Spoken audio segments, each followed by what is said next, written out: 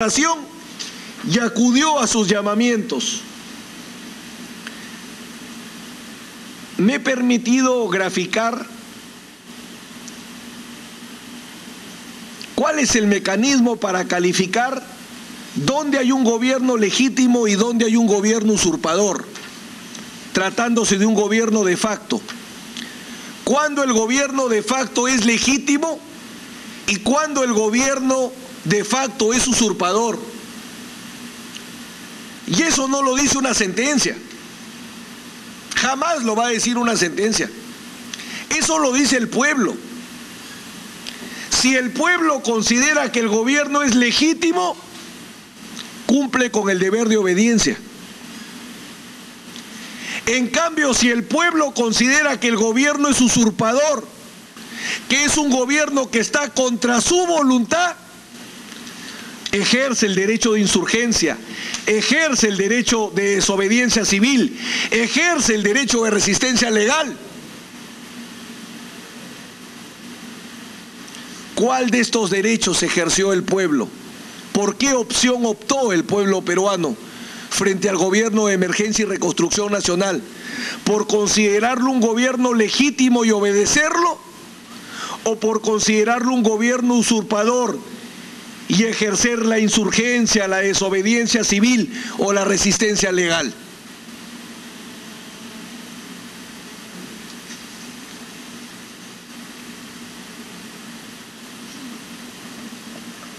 Otra prueba que el pueblo peruano consintió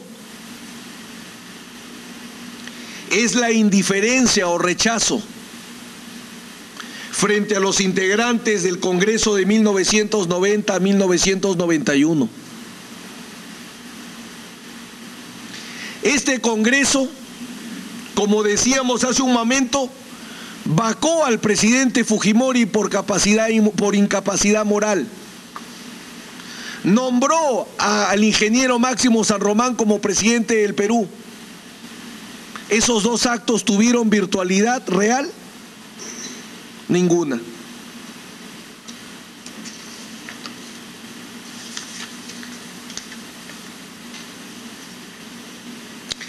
El consentimiento del pueblo peruano para el cambio del orden constitucional a través del gobierno de emergencia y reconstrucción nacional fue válido, porque cumplió con el único requisito que se le puede exigir al poder constituyente: la legitimidad de quien lo ejerce, la legitimidad de quien lo ejerce. En este caso, el mismo pueblo, por intermedio del Congreso Constituyente y Democrático. Al consentimiento, que es expresión del poder constituyente originario, no se le puede exigir forma u oportunidad. O sea, eso que existe en la doctrina, que el consentimiento tiene que ser anterior y que el consentimiento que es posterior al hecho no tiene efectos de justificación.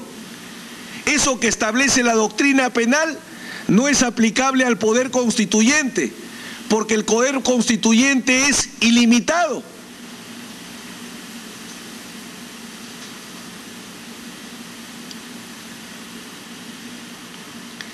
El mismo García Toma admite que el poder constituyente no tiene límite jurídico alguno.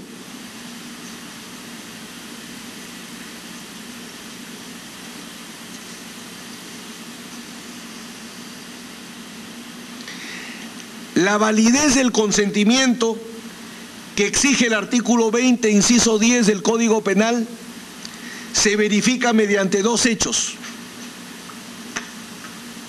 El pueblo, conforme a la teoría del poder constituyente, legitimó al gobierno de emergencia y reconstrucción nacional.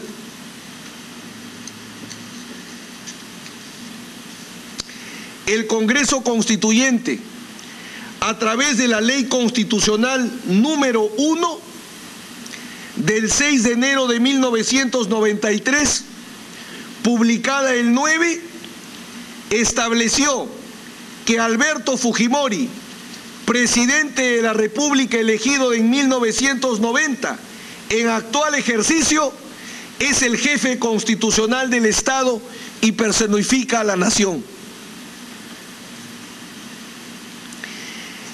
El Gobierno de Emergencia y Reconstrucción Nacional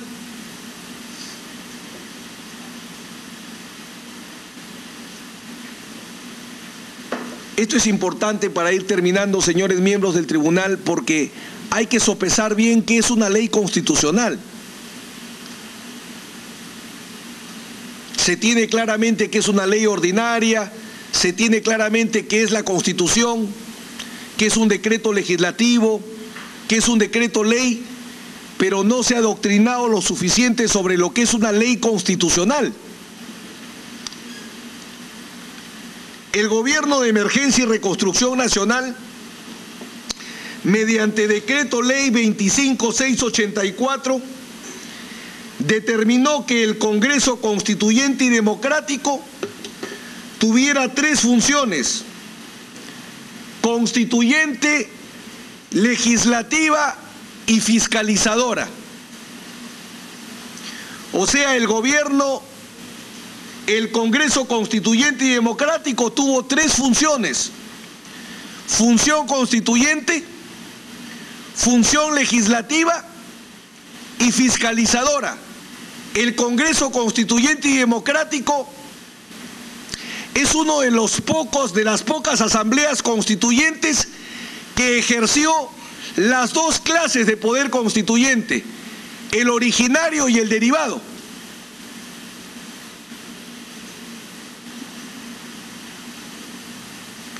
Aquí una notable diferencia con el gobierno revolucionario de las Fuerzas Armadas, que conforme al decreto ley 21949 del 4 de julio de 1978, convocó a una asamblea constituyente, pero solo le dio la función constituyente. El gobierno militar retuvo la función legislativa y de fiscalización.